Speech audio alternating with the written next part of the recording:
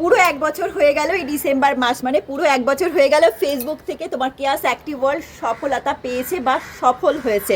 জানুয়ারি থেকে পুরো সফলতার মুখটা দেখেছে, আর এই ডিসেম্বরে মানে 1 বছর হয়ে গেল পুরো জার্নিংটা কিভাবে হলো।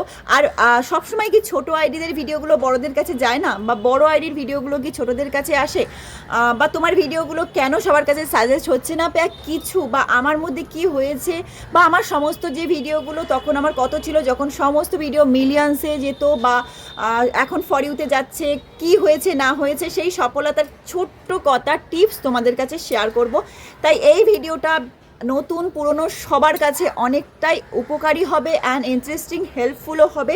তাই স্কিপ না করে ভিডিওটা দেখো, আশা রাখছি তোমাদের উপকারে আসবে। কারণ সারা বছরের তোমাদের যে চিন্তা ভাবনা বা তোমাদের যে দৃষ্টিভঙ্গি বা তোমাদের যে ভিতরের চাহিদা যে আমরা এখানে এসে সফল হব, সেই নতুন কাজ করা বা পুরনো কাজ করা, সমস্ত কার পিছনে আমি এইটুকু কথা বলবো, সেই কথা তোমাদের অনেক হেল্প হতে চলেছে। কারণ আমার সাকসেসের পিছনে যেটুকু আছে আমি তোমাদের কাছে শেয়ার করতে চলেছি।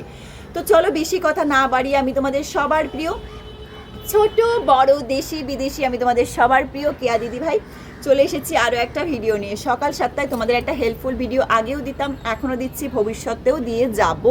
তো এটাই মেন হলো তোমাদেরকে টাইম মেনটেন করে পোস্ট করতে হবে। আমি কিন্তু টাইম মেনটেন করে সত্যিই পোস্ট করতাম। সকাল 7টার ভিডিওটা কেন দিতাম সেটা জানো?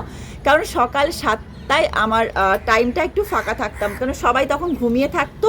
সেই টাইমটা আমার পোস্ট করার পক্ষে ভীষণ উপকারী ছিল। তাই সকাল 7টায় পোস্টটা আমি কিন্তু করতাম। তোমরা সকাল 7টায় করতে হবে তার কোনো মানে নেই। তো লং ভিডিওটা আমি ভয়েস ওভার দিয়ে সকাল 7টায় পোস্ট করতে আমার সুবিধা হতো। তখন আমার ছোট্ট গুটি কয়েক আইডি, সেই আইডি থেকে আমার মনের জোর। প্রথমে তোমাদের থাকতে হবে ধৈর্য, 1 নম্বর থাকতে হবে ধৈর্য, 2 নম্বর থাকতে হবে ইচ্ছা শক্তি। তোমাদের ইচ্ছাটাকে প্রবল থেকে প্রবলতর হতে হবে। প্রচুর বাধা বিঘ্ন, প্রচুর মানুষের কথা, প্রচুর ধিক্কার, প্রচুর বাজে কথা বাজে মন্তব্যর মধ্যখান থেকেও তোমাকে সফল পেতে হবে। তুমি যখন কাউকে ধরো